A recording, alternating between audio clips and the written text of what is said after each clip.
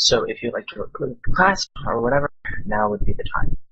The chat channel in-game we are using for questions is lecture.e-uni.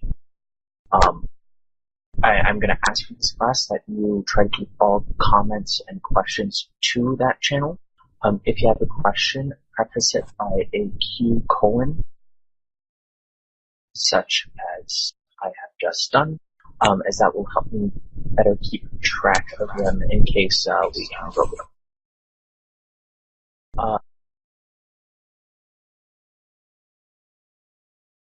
Question, can you eat my cookies yet? No.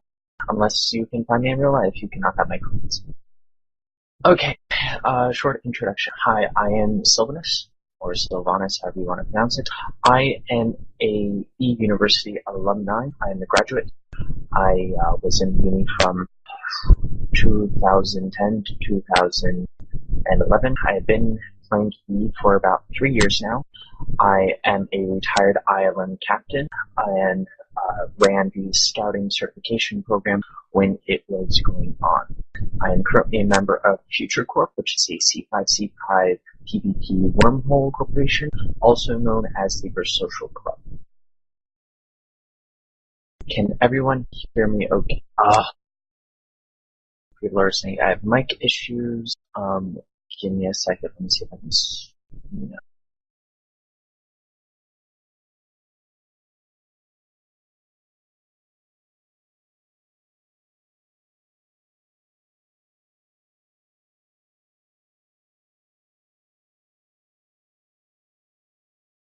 Okay, I'll try to speak a bit louder.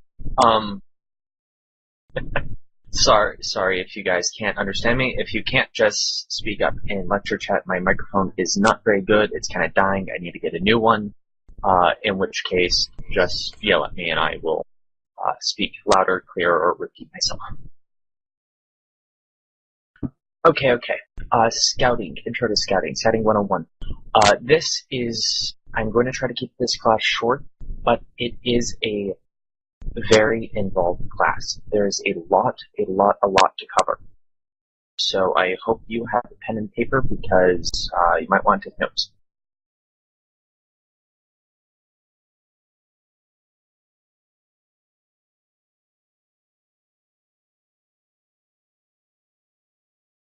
This class is going to be covering the basics of scouting. What is scouting? Ships you fly scout, how you scout, basic intelligence gathering, and basic operation.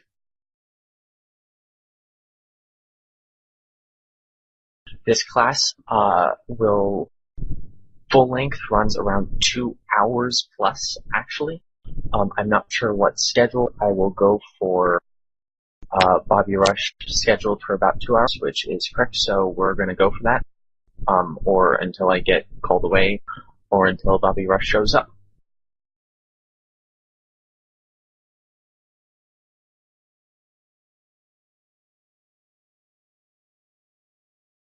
Okay, to start off this, we're going to start with the basic question of what is scouting? Scouting falls under the subset of intelligence gathering. It is important to remember that scouting is different from intelligence gathering. They're both the same umbrella, but they are two different things. When people refer to scouting, they typically are referring to what's probably better defined as fleet scouting, or flying in space, provide real-time intelligence to a fleet. Basically being in space. The other flip side of this would be the general intelligence gathering, which is a more metagame. It is, scouts are responsible for doing some of this, fleet scouts, but we're not going to be covering how to, checking forums, player histories, corporations, doing intel work on war targets on a corporation level, not just an individual, but doing intelligence on an entire corporation, for instance. I'll talk about that briefly, probably in the middle, but I'm not going to cover that in depth because that is not fleet scouting. Okay. But scouting is intelligence scouting. It's important to remember that. It is just more of an immediate form where it's real time. You're concerned over what is happening in a particular solar system or constellation or region at that present moment. Typically, you're doing this in support of the fleet as they are looking for targets to shoot, or looking for or you're trying to find fleets that you want to avoid.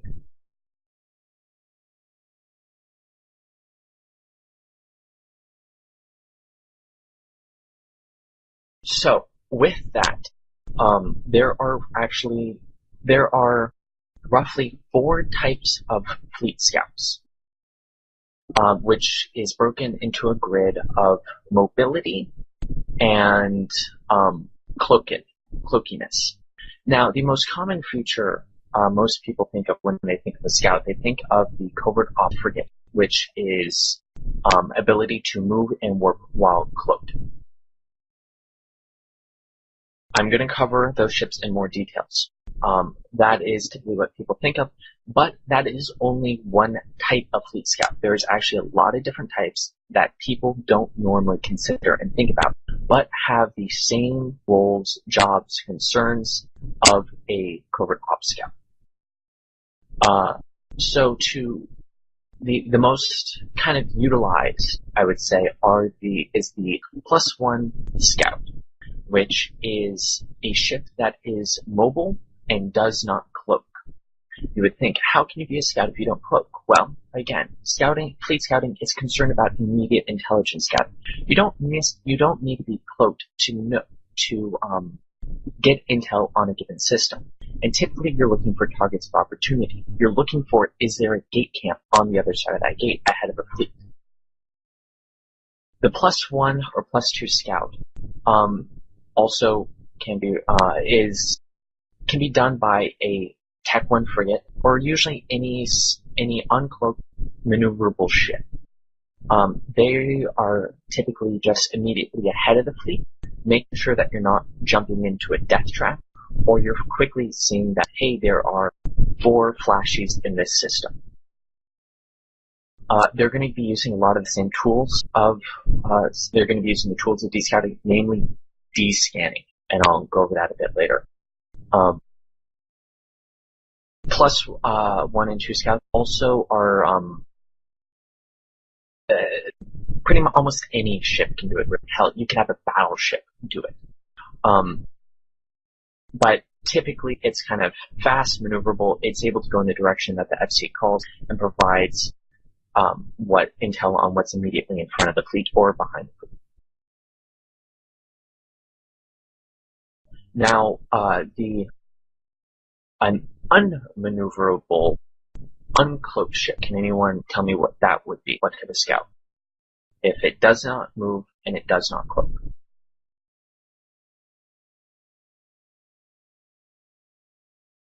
No response. No. Scribble says it. Take it close, but not it. Sid Fisher gets it. Bait. Baiting is a type of scouting. People commonly forget that, don't think about that. But when you are a bait ship, are a scout, you are providing, again, that real-time information to a fleet. You're telling them what's in system, who's attacking you, where are they, what corporation they're from, what ships they're flying, what ranges, all that information.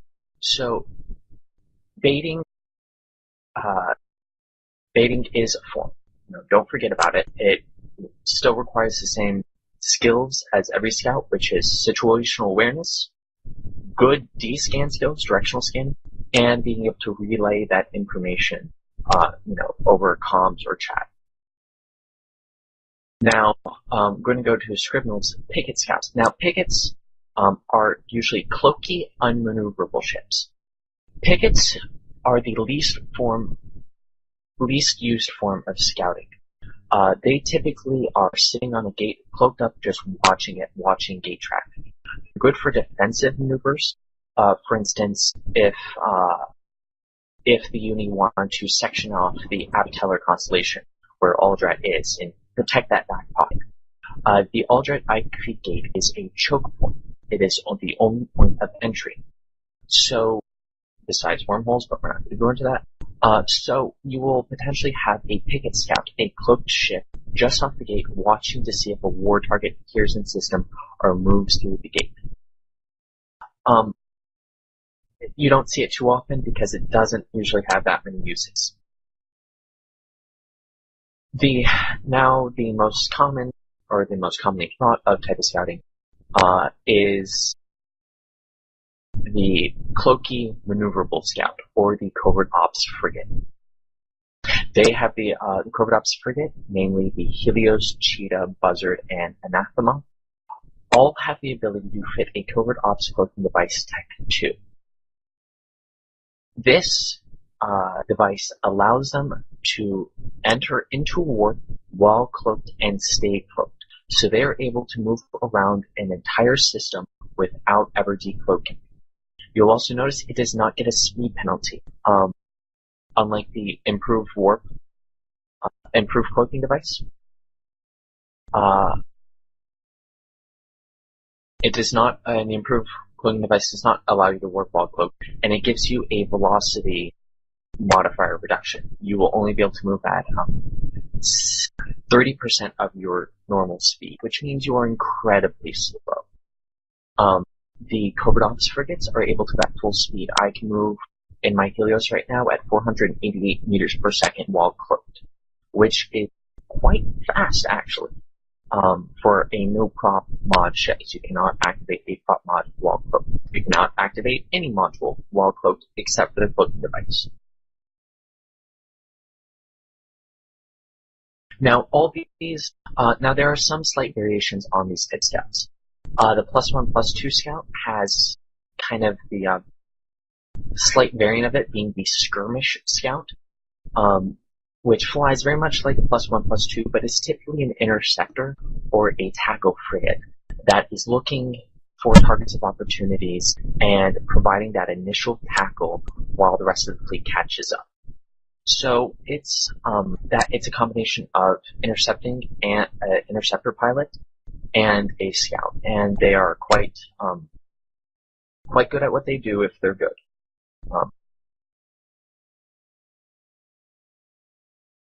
You also have the -1 scout, which flies behind a fleet, making sure that no one actually follows the fleet, which actually is perhaps the most difficult type of scouting, because it takes a lot of keeping track of who's falling behind you, looking at character histories, correlations, seeing if people are OOC alts, and so on. Of all these types of scouting, you can have them in character, in corporation scouts, or you can have them out of character. So you can have a NPC corporation or in a different player corporation acting as a scout for a fleet. This is very useful for masking what's behind the scout. For instance, if a single unista in a covert ops frigate goes into Amamake or goes through the Molten Heat pipe, the locals know about it. They have the UNI standing sets.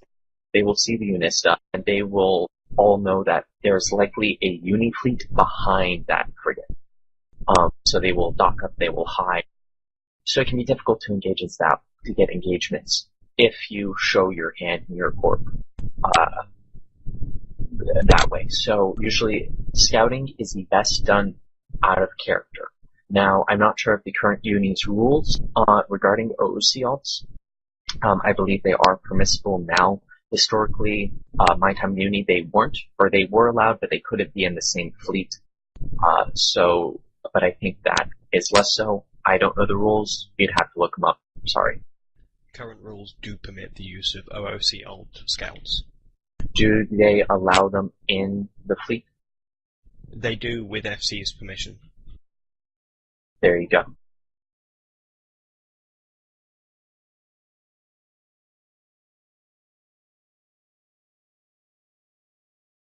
Alright, now I covered briefly the four types of scouts, and there were four types of scouting frigates. If you pull up your market window and you actually look under ships, frigates, advanced frigates, covert ops, you will actually, and then pull up, let's say, the MR, you'll actually notice there are two ships there. There's also the Purifier. or the Caldari, there's the Manticore, the Galenta, the Nemesis, and the Minotaur, the Hound. These are stealth bombers. Do not use them as scouts. Yes, they're able to fly while cloaked. They're able to do many of the same things as scouts. Don't use them as scouts. In a pinch, if you have nothing better, yes, you can, but I would strongly advise against it. They are not made for scouting. They do not get a bonus to probe strength, which I'll cover later, which is quite useful for a scout. They also have a slower line time, which might not seem like much. An extra second or two, no big deal. But when you actually are starting to fly in nullsec, or you're dealing with insta-lock ships and so on, that single second or two is critical.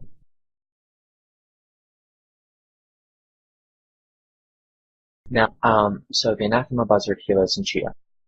I don't want to talk too much about the ships and fittings because you can just look at the details regarding them yourselves. To summarize very briefly though, the Buzzard has the most CPU.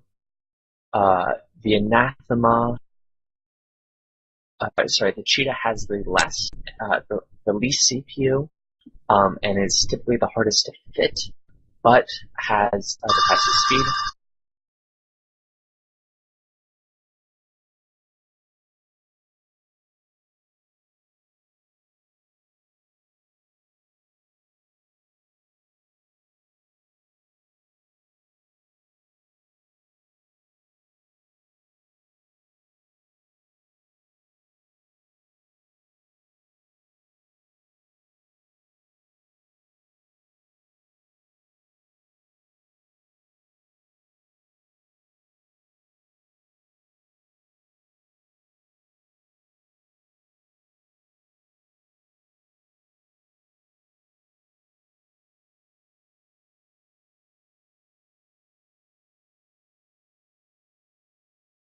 I apologize about that. I am back.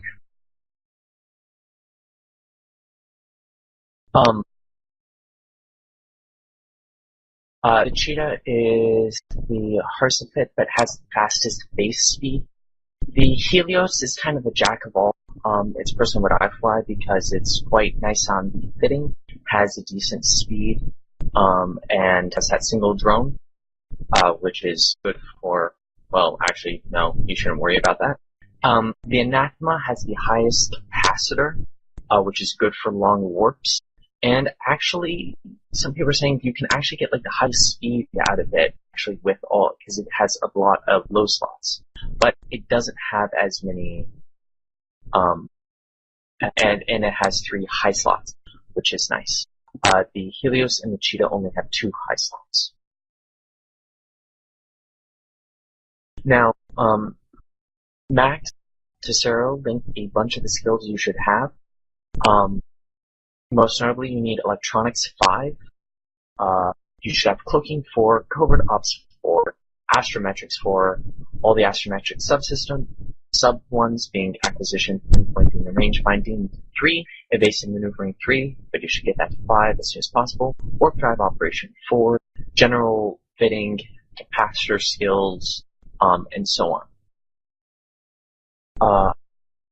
It's for a very new player, it sounds like a lot. It's not really that much. It's about a month's worth of training to get a good Covert Ops skills. Oh, thank you. CCP renamed a bunch of stuff, so Electronics is now CPU Management. Thank you very much. Okay, now fitting these ships. If you notice the bonuses to them, they get a bonus to Relic and Data Analyzer use now, which is good for just general exploration, but we are not doing that. We are applying for PvP, so we're not going to worry about that. The frigate skills typically are not needed. For instance, the Helios gets hybrid turret damage and drones. We don't care about that. It's the Covert Ops skill that we're mainly concerned about. The reduction in CPU for cloaking devices, and the increased strength for probes. Now, so for the fitting, the basic fittings are the Covert Ops Cloak Tech 2, a expanded probe launcher, not a core probe launcher, an expanded one that will let you fit combat scanner probes, a micro warp drive in the mid slots, and then the rest does not matter. You should not fit shield extenders or inertia stablers, I-stabs.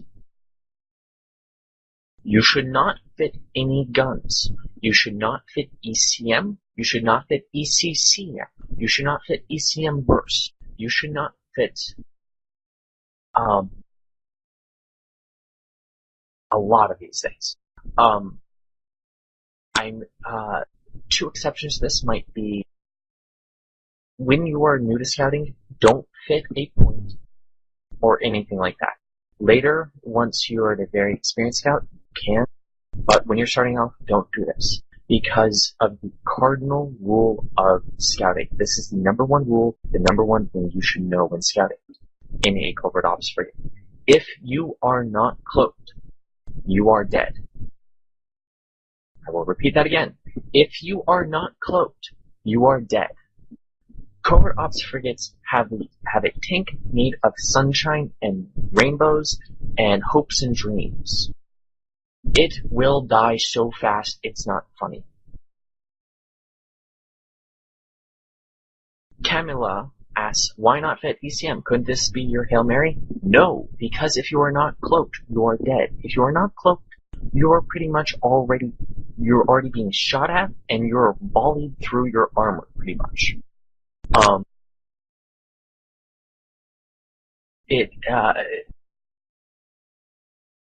People love to kill covert ops. They will bump you, they will point you, scram you, web you, shoot you, but they won't even get to the point of webbing you because you're already dead. That's how fast usually you die.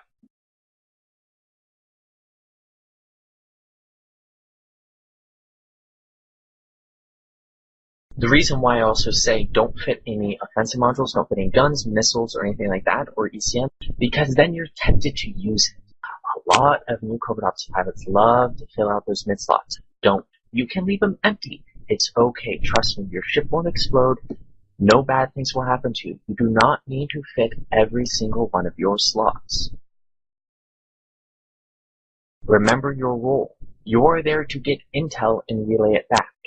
If you are not cloaked, you are dead. If you are dead, you can't relay intel. Don't die. Things that get you dead faster. Ice stabs, shield extenders, because both of those increase your signature radius. Guns and stuff, because then you're tempted to use them. Points, because you're decloaked and to use them, and if you're decloaked, you're dead. And so on. Your cloak is your tank. If you are not cloaked, you are dead. Now, for actual decloaking, if anything gets within 2,000 meters of you, it will decloak you, and nearly everything in the game can decloak you. Force fields, asteroids, corpses, cans, planets, stations, other ships. A lot of things decloak you now. So, you need to be careful, have good spatial awareness, and not let anything get too close.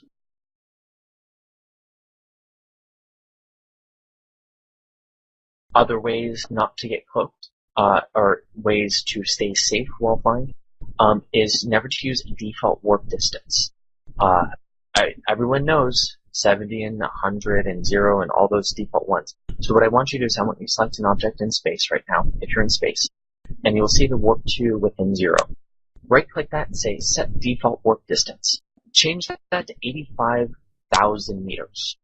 Why 85,000? Because the closest default ones are 70 and 100, which means you're 15 kilometers, hopefully, away from the default ones, which means nothing should decloak you.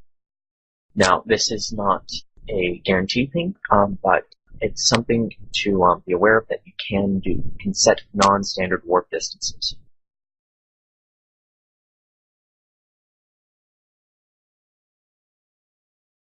The most common regarding decloaking, there are 2 times in which a scout cannot cloak or will reveal, or I shouldn't say cannot cloak, but will be seen. See if anyone, see, I'm going to ask, I'm sure some people, anyone in the class know those 2 times?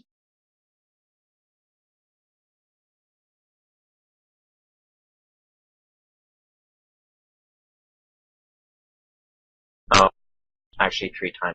My bad. Because I forgot about probing. But yes, probing was one of them. It wasn't the 2 I was thinking of, but that launching probes is one time that you're going to have to be cloaked. But what are the 2 other times? Maseo gets the next one, jumping through gates, and the last one, docking and undocking. Jumping through gates and docking and undocking are the 2 most risky times for a scout. Why? You are forced to decloak in a known position, especially on docking, because some stations have very large docking rings. Docking rings decloak you. If, for instance, Caldari Business Tribunal in Aldrat, that type of station configuration has an extremely large docking ring. You literally have to fly out 30-odd kilometers from the actual undock point before you're past the docking ring. So, if you try to warp to a Celestial, and there's a war target there, you won't, after you immediately undock, you won't be able to immediately cloak up, and then you're going to have to align, and in that time, he can insta-lock you, point you, and shoot you. This is why scouts should never dock up, if possible. If you're part of a fleet and the FC want you to check to see how many people are in a given station, don't do it. Refuse that order and insist that a Tech 1 frigate or another person go and check the station. You should never ever dock up in a station. And an FC tells you to dock in a station, you should belay that order, countermand it. It's not a common occurrence. I know people might say, never go against FC orders, but this is kind of one of the few times that scouts are able to, in my opinion. So, if you're going to be docking up in a station more commonly, you should have an instant warp out bookmark. You should have a bookmark that once you undock, you can instantly warp to it, and in the process of the warp, cloak up and be safe that way. The other very risky time for scouts is moving through gates. Now, scouts have to be worried about smart bombing battleships. You should never directly travel from gate to gate. You should never just warp to another at 0. You should always bounce to a gate tactical. I'm going to cover this in a little bit, just right after this, but bookmarks are a scout's life. You should have an observation bookmark that's in excess of 165 kilometers of a gate, which will let you warp to it, look at the gate to make sure that there is no battleship, and then warp to the gate, avoiding smart bombs, or coming in from a different angle, and so on. Jumping through a gate into another system, there might be a gate camp. The main thing is stay calm. As a scout, you're useless if you talk very fast. The FC won't be able to understand you. You'll get your adrenaline ping. You'll become unintelligible. Be calm. It is actually pretty hard to catch a covert object through a gate camp, as long as he does it properly and knows what he's doing and is calm about it. Now, one trick regarding scouting is the way tick mechanics work in E-UNI. The server works on a 1-second tick, where actions are calculated in 1-second intervals. This will allow you to activate a cloak and a micro-warp drive for 1 cycle together. Now, normally you couldn't do this, but because the game registers them simultaneously, and so it allows you to do them. So what you do is you double-click it, you see a gate camp, breathe in, report your intel first, then you, if you can do it quickly, and then you get safe. You double-click in direction and space, you hit cloak and micro-warp drive, and it should be a quick 1-2 motion, hitting your cloak first. If you hit your micro-warp drive first, the game will register the micro-warp drive first, bloom your SIG, and make it a potentially insta-lock you in. So always cloak, micro warp drive. Do it in that order. Practice it. Get used to doing it. Just a quick but motion. Fly away.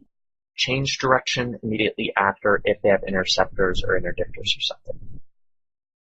Then you warp off to either a tactical or a safe spot or full range, and then you're good and fine.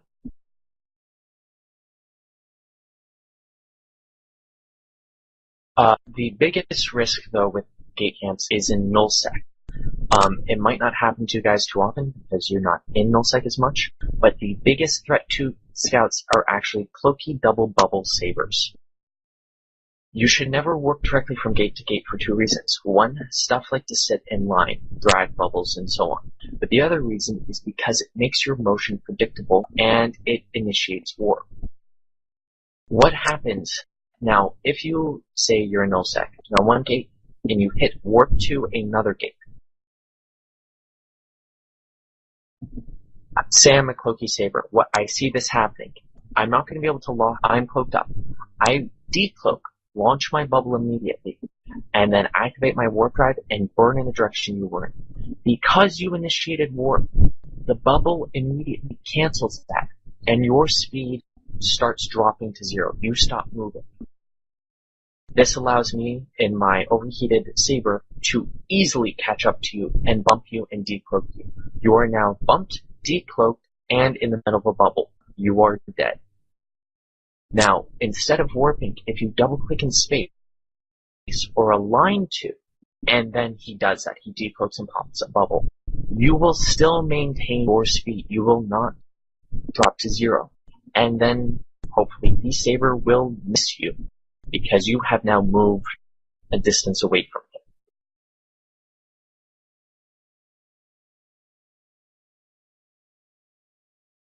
Sound good? Any questions about that? Clayton asked me to repeat that. It is mainly in nullsec or in wormhole space that when you initiate warp to a celestial, if someone pops a bubble, an interdictor specifically, you will stop warping and your speed will drop to 0, which enables them to burn in your direction, get within 2 kilometers of you, and decloak you. So you should always double-click in space or align in nullsec and in wormhole space. You should never just warp. That is the biggest reason why I personally have lost Covox, are just because I got lazy and just hit warp 2. Questions?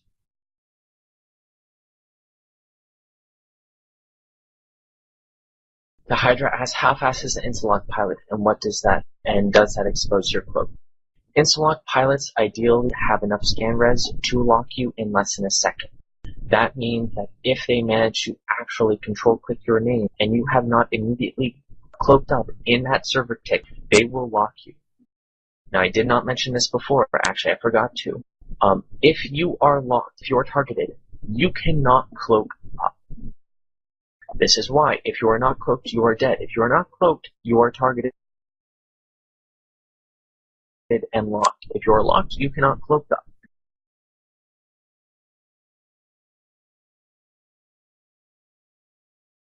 Yuki asks, how much time do they have to lock you and activate your cloak perfectly at gate? You have 1 second, basically. 1 to 2, depending on server lag. Lag kills Covox. So that's why you have to get used to that motion, even though you might have double-clicking in space, aligning, cloak, micro warp drive, all those motions, you need have those become habitual without necessarily seeing a response in game. Because you can activate all that stuff, but the server and the image you're seeing on the screen is lagging behind by a half to a second. So, you're double-clicking in space, your ship isn't moving immediately, but you are. And as soon as you double-click in space, you're decloaked. So you have to kind of experiment and get used to that motion of knowing for yourself the time delay of double-clicking to when you can activate your cloak. Yuki asked, do they have to start locking you or finish locking you to prevent cloaking? They have to finish locking. This is why you don't fit shield extenders, because they make you easier to lock.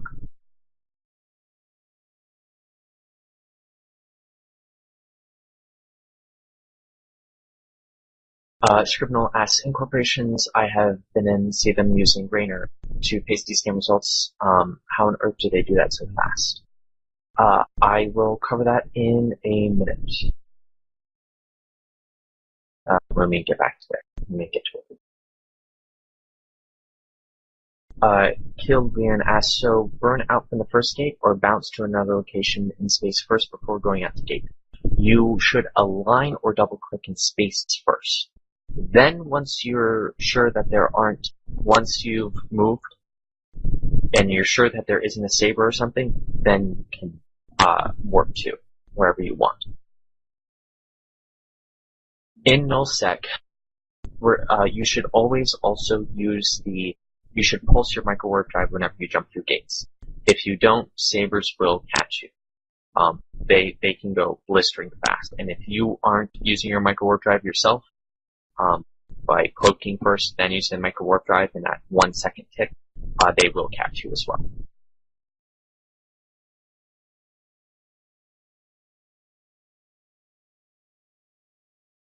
Okay.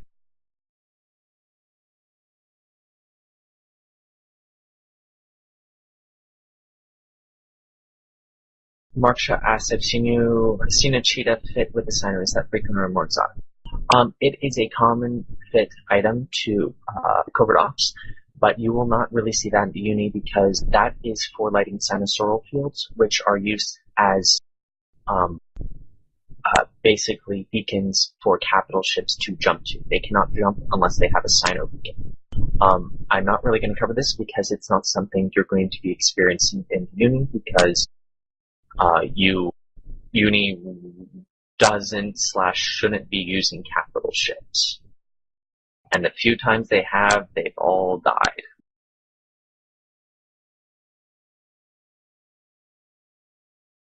And that's a bit outside the scope of this class, so I'm not going to cover that right now. Bookmarks. Bookmarks, as I said, are the lifeblood of a scout. I'm not going to cover these in too much detail because there is an entire class on this subject. Just be known, you should have bookmarks everywhere. You should have multiple bookmarks everywhere. You should have bookmarks around gates, bookmarks in safe spots in mid-safes and systems, far out one, incursion bookmarks, bookmarks on belts, on asteroid belts, on stations, everywhere.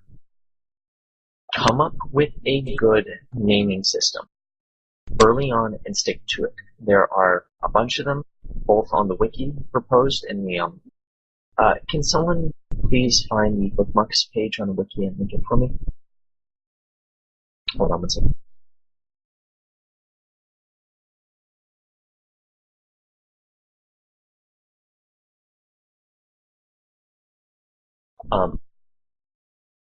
Thank you. A lot of people in there.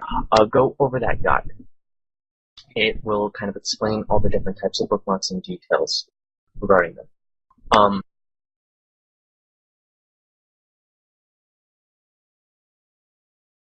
Remember, observation bookmarks for around gates are your most commonly used ones. Go out, make them one day. You can do that in a covert ops frigate or in a Tech 1 fast frigate. Doesn't have to be an interceptor, just fit some overdrives and nanos onto it.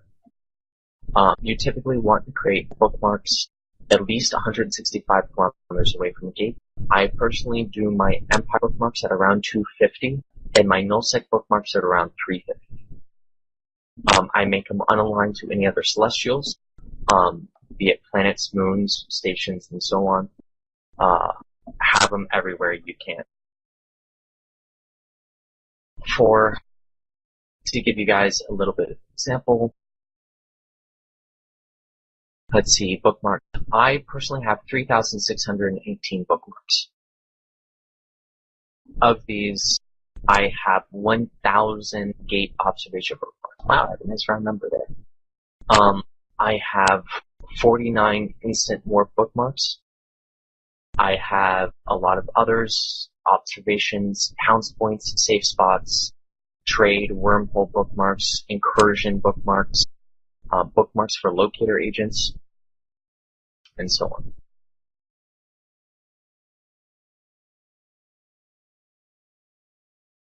Makrish asks, do you put them in folders by type? Yes. They automatically have columns according to solar system, so you don't need folders for each solar system. It's much more useful, and when you right-click in space, you will only see bookmarks for that current solar system. So you don't need to have them Aldrat and then subsets of that. That's, you're only going to see Aldrat bookmarks in Aldrat. Come up with a good prefix for bookmarks, because one day you will lose your folders. Folders are stored client side, and it is a lot nicer if all the labels have the same prefix and to be able to quickly resort them that way. Personally, I have 2-letter prefixes for my bookmarks. So my gate observations are GG for grid gate, PP, pounce point, SS, safe spot, OP, observation points, JB, jump bridge, IWO, instant warp out, so on and so on.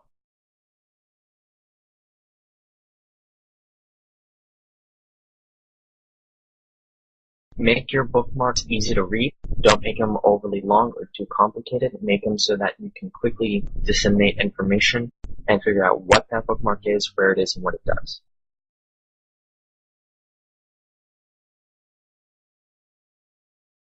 Okay. Bookmarks, bookmarks, bookmarks. Always make bookmarks. Wherever you go, just make bookmarks. PISEC, LOSEC, NullSec, wormholes, bookmarks of mission sites, incursions, places where you found other ships, so on.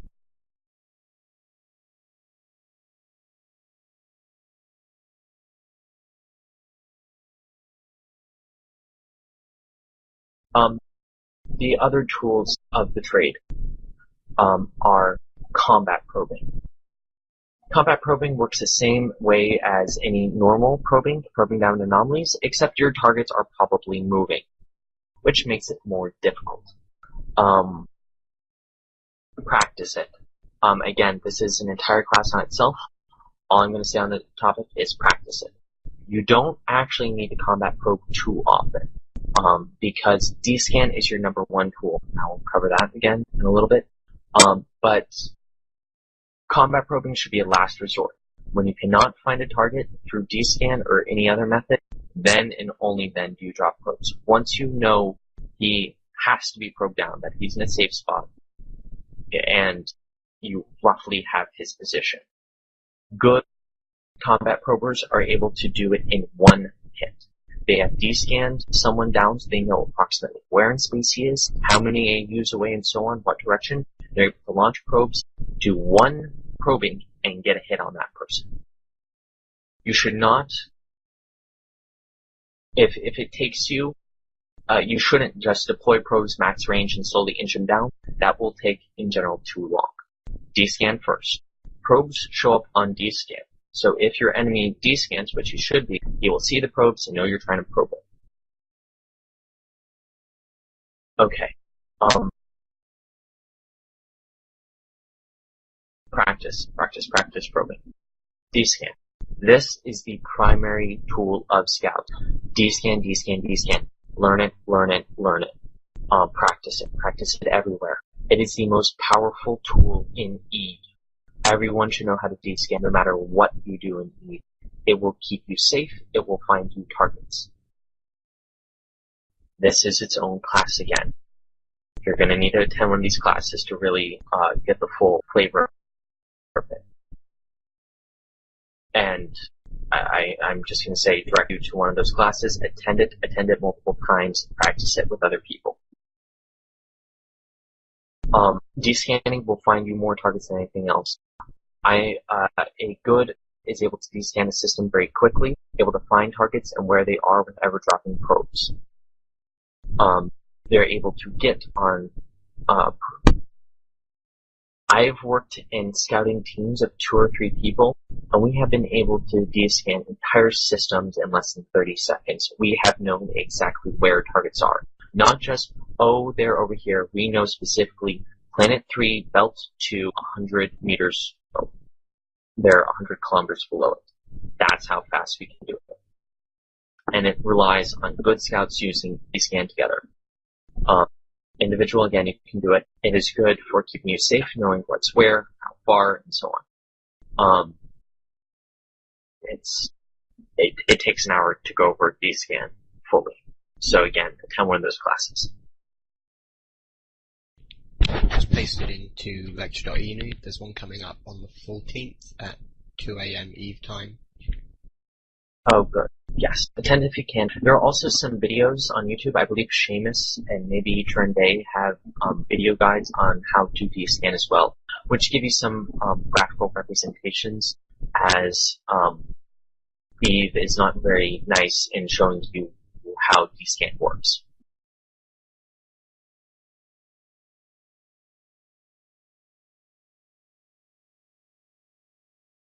Situational awareness. Local chat is local channel is also a great place to get intelligence and knowing what's where. If you jump into a system and you're only one in local, you don't have to worry about descanning because there's no one to descan down.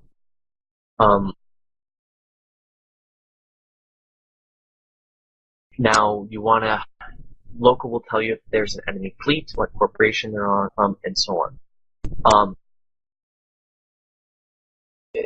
The uni has set standings, which will give you a rough indicator of who will shoot Unistas and who doesn't, or who you should not shoot.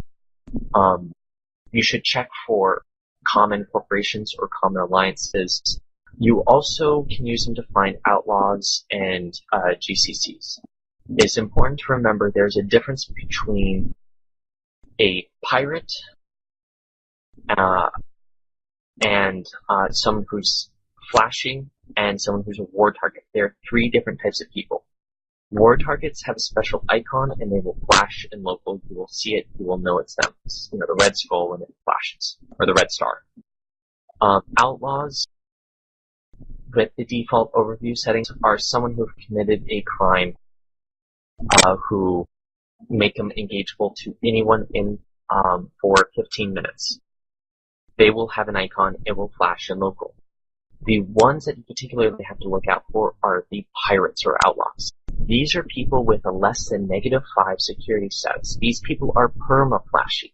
Anyone can shoot them at any time and not take a loss, will not have gate guns engage them, will not have Concord shooting them.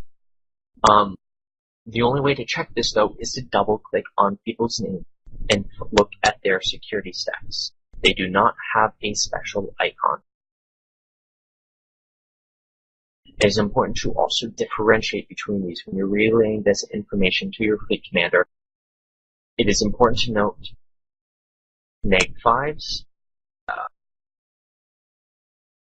outlaws, and flashes. Those are the three things commonly confused. -5s are people with -5 standings. This does not mean you can necessarily shoot them without penalty. If you shoot -5s who have maybe positive standing, the -5 is only a standing set from either university to that player, to that corporation, to that alliance, which means under Uni's rules, you can engage that person, but you might take in-game repercussions because of that. In high sec, you might get Concord if you shoot that person. In low sec, you might have gate guns shoot you. Be aware of that. -5 does not mean you can shoot someone willy-nilly. Someone who is -5 standings, or an outlaw or a pirate, is perma-flashy. You can shoot them wherever you want, no problem. And someone who is a flashy target is someone who went GCC or went suspect, can flipping or so on, which means you're only able to engage them for a limited amount of time.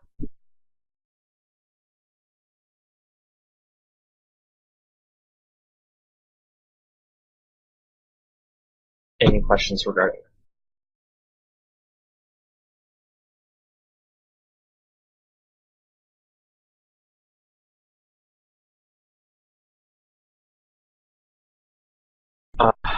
Dak Knight asks question, do you show up in local if you are closed? Yes.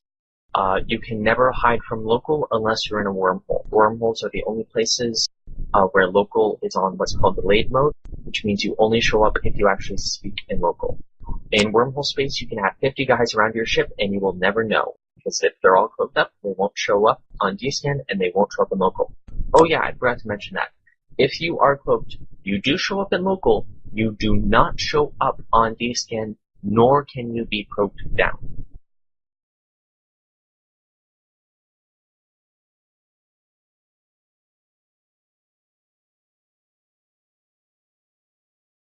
Alright. Now for some out-of-game tools in intel gathering. Maps and intel. Maps, scouts should be aware of maps, using both the in-game and out-of-game maps. You can actually get a lot of information from the in-game map. If you pull up your universe map, go to the, so you see see the whole universe, go to the star maps tab, stars, statistics, and then click on average pilots in space in the last 30 minutes. Or click on ships destroyed in the last hour. Ooh, look, there's a big red dot right now in Nyarja. Now, Nyarja is a 0.5 system, so it looks like there's some war targets that found each other, not necessarily with E-UNI, but just in general. War going on there, or there's been more likely there was a suicide ganking up a freighter there, and they all got concorded. So these tools can be used to find targets, find areas of activity, where you can potentially find someone to shoot, or places to avoid. Now, the most commonly used out-of-game mapping tool is Dotlan. Dotlan shares many of the same functionalities as an in-game map. It does not have quite all the statistics and ways to display information as the in-game map, but Dotlan can display it in a more pretty, easier to read format.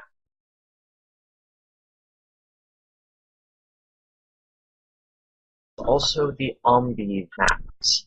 Now, these are PDF maps, so they will not display real-time information and statistics like Dotlan does, but they are kind of designed for printable format.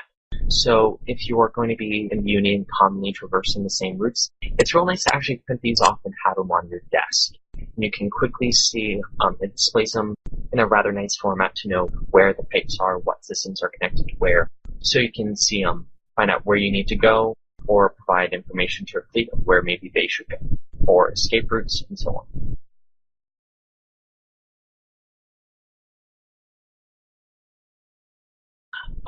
There are other tools. There's things like WormNav and Static Mapper for wormhole space specifically, which will give you information on those systems. There are kill boards. Kill boards are actually a great way to get information on players. Plugging them in through E-UNI, for instance. If someone can link that for me. You can type in a player's name into E-UNI, and then they will also have links to their kill board and so on, things like that. You can see their corp history, has that character been sold, pull up their kill boards from there and see, do they PvP, are they miners, do they run away, do they fight, do they use capital ships. Kill boards tell you a lot of information actually.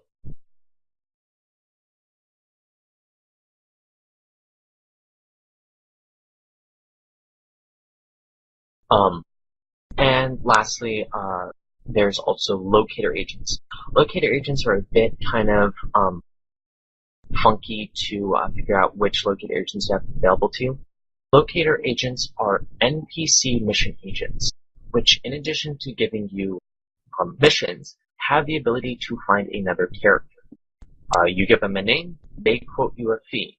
They then go off, and if you accept the fee, they will go off and find that person, and then will tell you back, send you a mail in about 5 minutes, where that person is.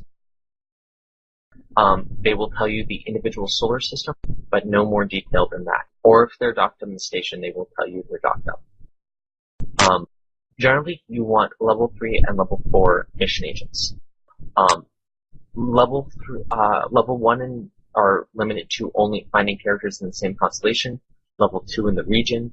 Level 3 are the first agents that can find a player anywhere, all space. But it's not very fast, the result. I forget exactly how long it takes them to get back to you. I think it's like 15 minutes for a level 3 agent, 10 or 15, I can't remember.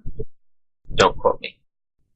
And then 8 minutes, thank you. Level 4 agents find it to you quite quickly. I think 3 minutes. Jetstream asks, do Locator Agents tell you last location if you're offline? I don't remember that. I know that they tell you where the player is at the time you make the location. It's not when they send you the mail of where they are. When you accept the fee, that's where they will report the player as. So it's a little bit of a delay. 4 minutes for level 4 agents. Thank you very much. Yes, you have to pay them. You can somewhat interpret them, though, by the price they quote you. They will quote you a price based off of how far away the person is, if they're in the same constellation, region, or different region, and so on. So you can actually quickly tell if someone's in the same region as you or in a different region. If they say they cannot find the person or do not quote your price, that means they're in a wormhole.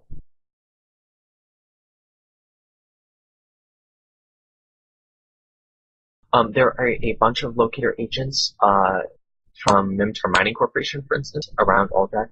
There are some websites and web tools you can use to find locator agents.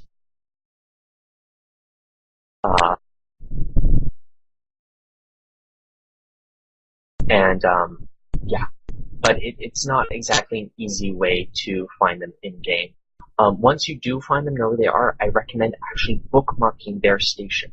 I have a special bookmark folder for locator agents, which I have level 4, level 3 locators agents. So if I'm flying with a fleet and my FC says I need a location on so-and-so, I can pull that bookmark folder up in my People and Places tab, sort by jumps, and find the closest agent to me. Yeah, I think CCP added a locator checkbox for the agent type, so you can find now available ones in-game more easily. There is also a chat channel. I have not used it. I think it's Locates Are Us,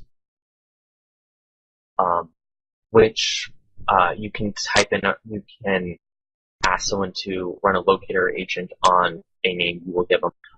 You have to pay the person. I forget what the going rate is, but it's instant access to locator agents no matter where you are, or if you don't even have them. It just costs you a fee.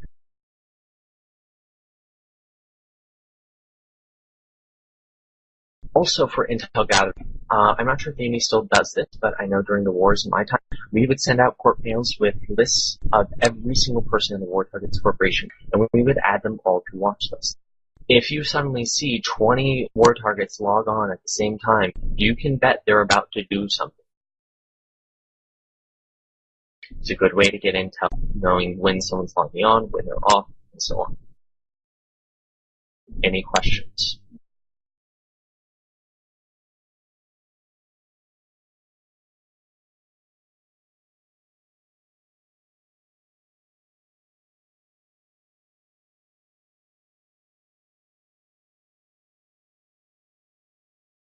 Alright, got a little more to cover, and then we'll kind of open it up to general questions.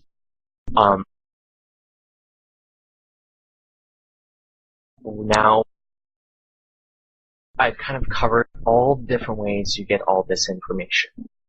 It is useless, though, unless you actually communicate it to someone. It is critical that a scout able to relay information. Scouts really need a microphone. It is possible to do this in chat. It is slower, and it is really not as effective. You really need to have a working microphone and be able to speak and listen.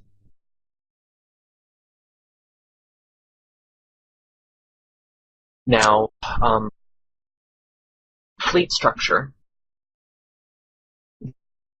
For a more formal fleet, have a command channel, both voice and in-game. The Scout lives in this channel. The Scout typically only speaks to command chat, in Mumble and in-game. They will occasionally speak to the fleet in general, but they typically do not. Scouts need to make sure that they follow common EVE voice protocol. That is to say, prefixing their name, then addressing who they're speaking to, then giving the intelligence. For instance, command, Silvonus, I have 2 war targets in Aldred on the Eichfie Gate, 50 kilometers out, 2 Taluses. That is an example of rather, well, I'd like to think, good intelligence. I conveyed my name, who I was speaking to, what, and then the specifics on it. How many war targets, where are they, what they're flying. An example of bad intelligence is, check, I've got a lot of ships here. There's a gate camp, Harpy, Hawk, Oneros, Scimitar, Erebus, Naga, Drake. Oh shoot, I'm dead. That does not help at all. You want to relay information clearly and quickly. Make sure you prefix your who you're speaking to, command, fleet, or so on, or someone specific.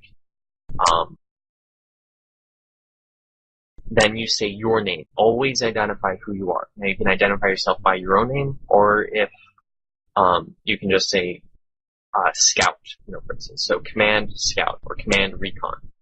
I know Agony, for instance, what they do is they actually they just say Recon first, and then the FC will clear them to speak. So Recon, go ahead, Recon, and then they'll give their Recon report. But typically, when a Scout speaks, everyone else should refrain from speaking in the more harsher terms.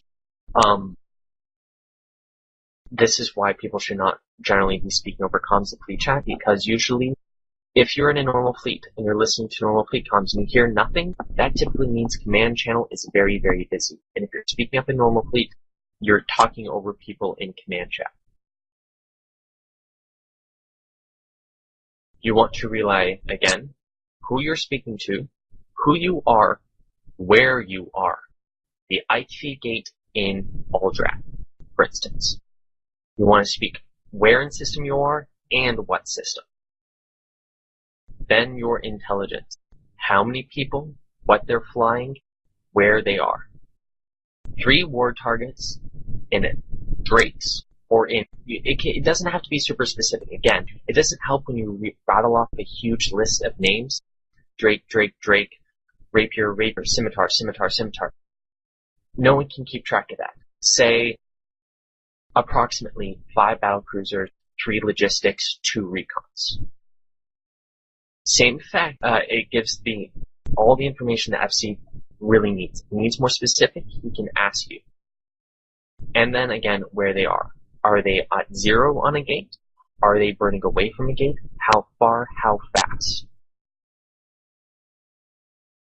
Now, for critical information, or if there's general talk and people aren't being quiet, you should preface all that with either check or break. This is kind of the voice indicator that everyone else needs to stop talking. So check. That means critical information is about to follow. Scouts tend to say this quite a bit, if need be. So check, gate camp heading your way, 50 guys, get out. 50 guys, though, is not good. 50 guys is not. 50 assault frigates, that's a lot better. 50 Titans. Oh crap, what did you get yourself into?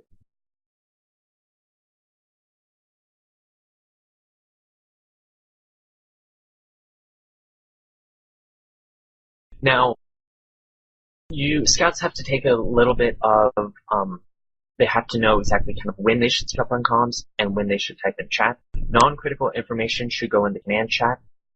So if you are 10 systems out and you find a target, and there's a lot of other command chatter, don't necessarily speak up on comms. Type it out.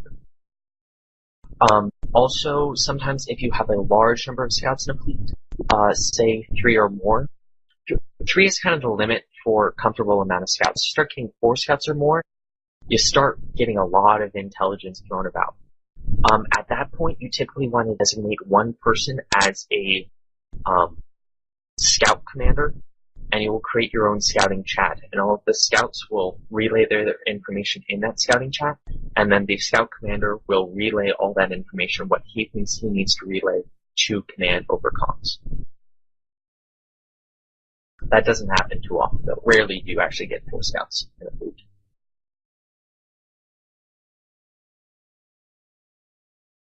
Now, when reporting intel, it is very easy to get worked up. It's very easy to get your heart racing and adrenaline pumping, especially if you jump into a gate camp.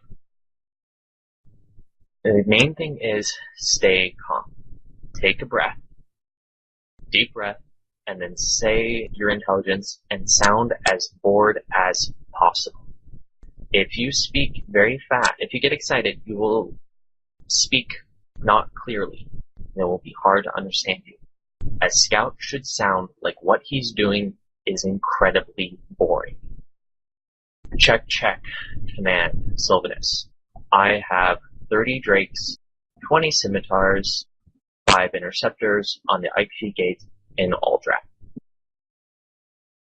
Wow, I am so bored right now. Now, really, the scout's going, oh my god, I've got to dodge this gate camp now.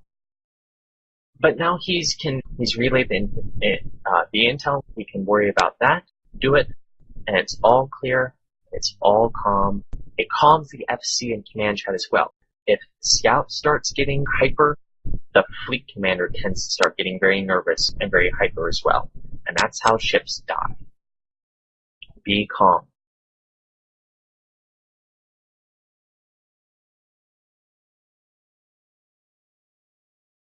Any questions?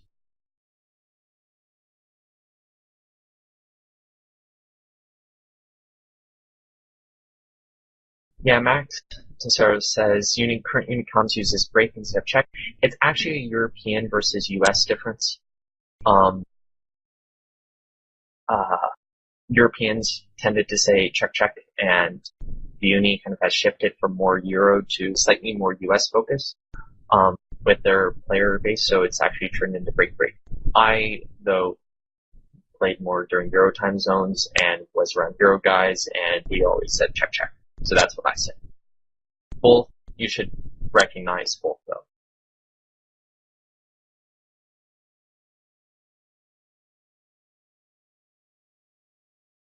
Questions. Again, communication, relaying information is actually, it's one of the most common areas where scouts I don't really want to say perform well, but where they lack.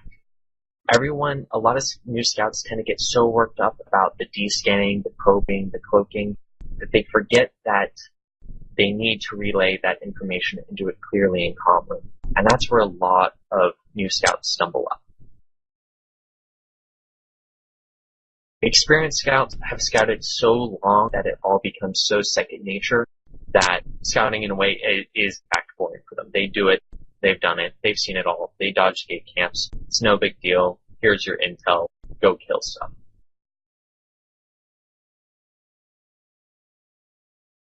Alright. I want 2 brave souls to accept. 2 brave souls who think they can relay information clearly.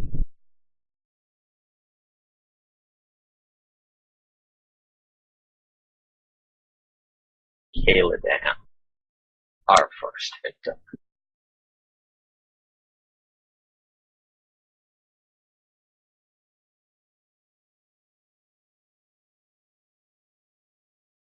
Alright, Kayla Dam, do you have a microphone? I do. Alright, I'm going to link you an image. I'll give you a couple seconds, take it in mind, and then I want you to relay that information to me as if I were the FC. Sound good? Copy that.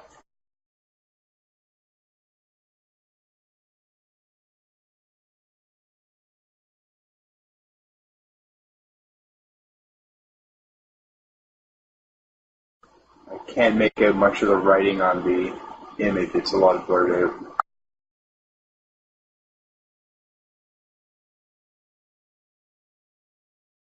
Yeah, the quality isn't. It's not my image. Sorry. Someone else, maybe?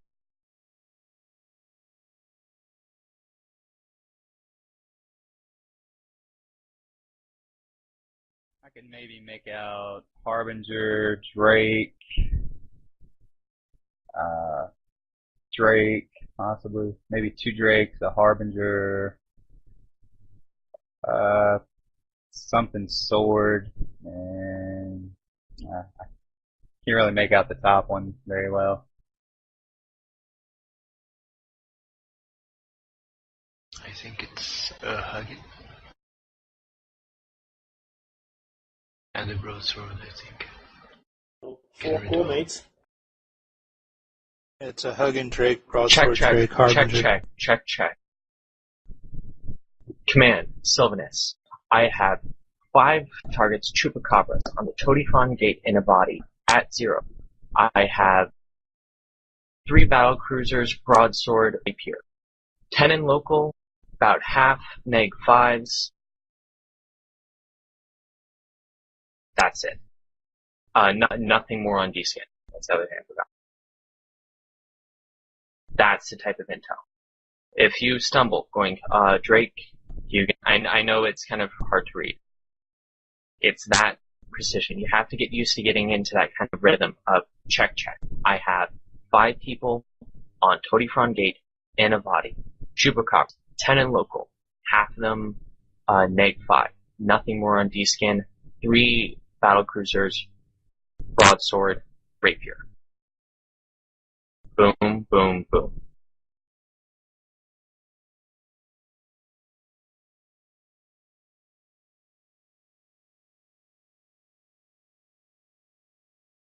And I know the image is bad. I'm not going to fault you guys too much about it. You need to try to get better images.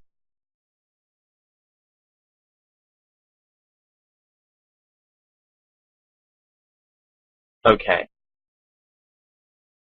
Does someone want to try again? I'll link you kind of the website. Click on the image, and then the bottom left there's a view raw image. Click on that, and it should pull it up much larger, and then try it from there. Another Brave Soul X up.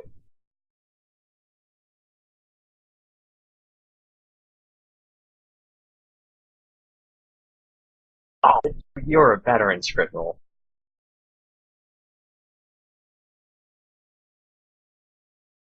Alright, I'll let you do it then. No, I'm cool.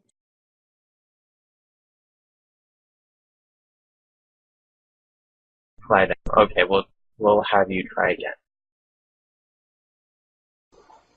Break, Fleet Scout. I've got 5 targets in the system here. Looks like a couple of cruisers and a Logi. Over. Yeah, better. Not quite there.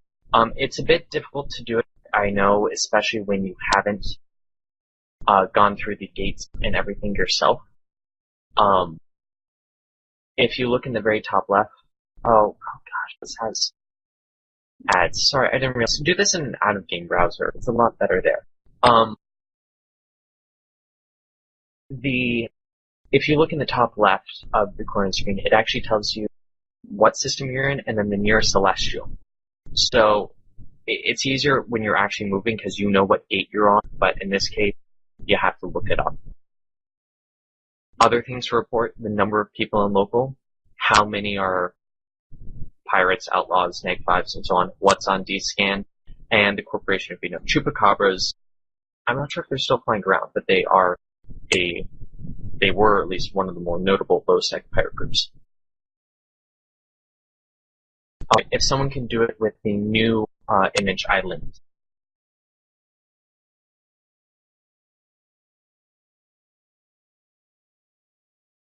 Better practice now.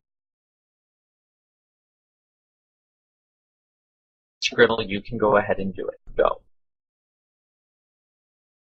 Check, check. This is Scribble speaking. There's a gate camp at the Bay Stargate in Haguler. Currently, a couple of drakes, around 6, a scimitar, and some battle cruisers, namely Hurricanes and a Harbinger from Chupacabra.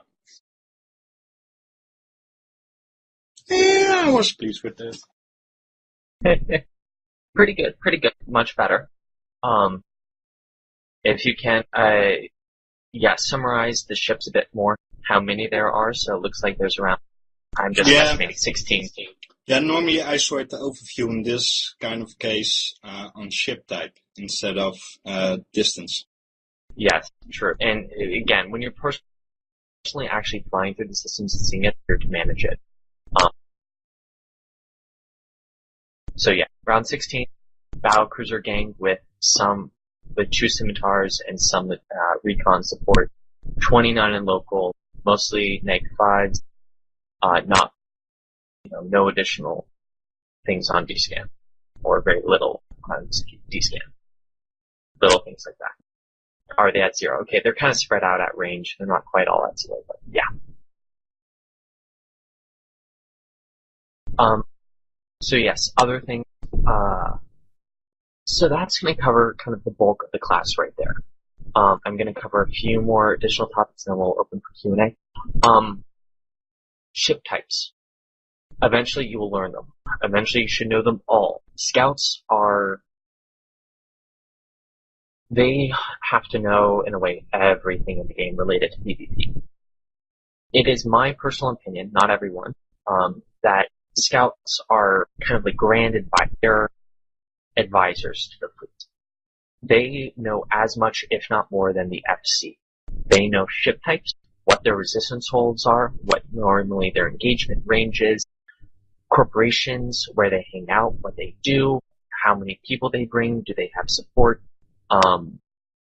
where to find targets, where to avoid targets, exit routes, entrance routes, wormholes, mass limits, traveling through them, operating in them, scanning things down, everything, to the most part. You do not need to know everything to start off scouting. It is something that you will acquire all this knowledge with time. Don't worry about it. If you are new to scouting and you can't fly co-ops yet, flying as a +1 frigate is pretty much the exact same. So it's a great way to learn and practice.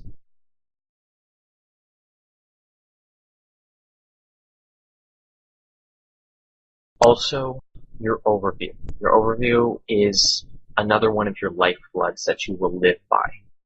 Get used to working with it, manipulating it, creating your own overview settings. I have at least a dozen different settings that I will do interchangeably. I have combat, I have fleet, I have 2 utilities, and then pod saber.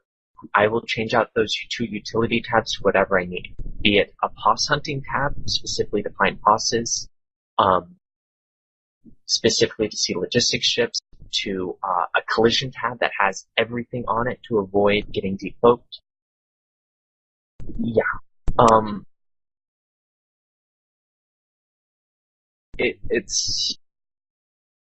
That's another major kind of tool of the trade.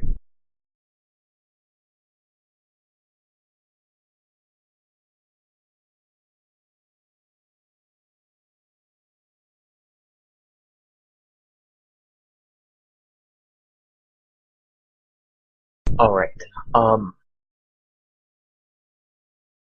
I think that's going to cover everything I want, unless there's something, anyone can think of something that I forgot to cover, for an intro to scouting classes. Now, scouting gets more complex. There's not, well, I shouldn't say that. It doesn't really get more complex. it just gets a bit more involved and you learn more tricks of the trade. It gets more kind of details oriented of being able to look at ships and seeing if they have artilleries or auto cannons, for instance, or if this ship is likely smart bombs. Little things like that. Oh, thank you. Scribnal, you talked about it before and I forgot about it. Rainer. Bookmark that website, the rainer.cl/feed/index.php. That is a very, very good tool that scouts have been using of late. So what you can do is you can take a D-scan result. You can then select something in there, do Control-A to highlight everything, copy it, paste it into that Rainer result. And then it will give you a breakdown of everything there. And it will give you a short link that you can then link to the fleet commander. So after, you should relay everything first via comms. But then, once you have a moment, once you're safe and away, you can do a D-scan result of that and then link it so that the FC can also see the breakdown of ships. There's kind of a record of it. They can see it more clearly and so on. It is a very, very useful tool. You can also use it for, some scouts like to take screenshots, and use a image hosting site, such as Dropbox or Imager, or so on, to quickly upload a screenshot and link it for their FC.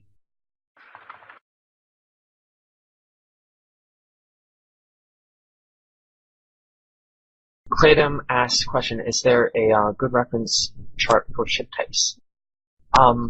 I don't know any offhand, but I know they exist. Just do some Google searching, you will probably find it. The main thing, usually Tech 2 ships are the size of ship. Battle cruisers, frigates, battleships are the three main distinctions. And then Tech 2 ships, notably logistic ships and our recons, are specifically ones of interest usually. And yes, some people do actually print off flashcards. Don't feel you need to though.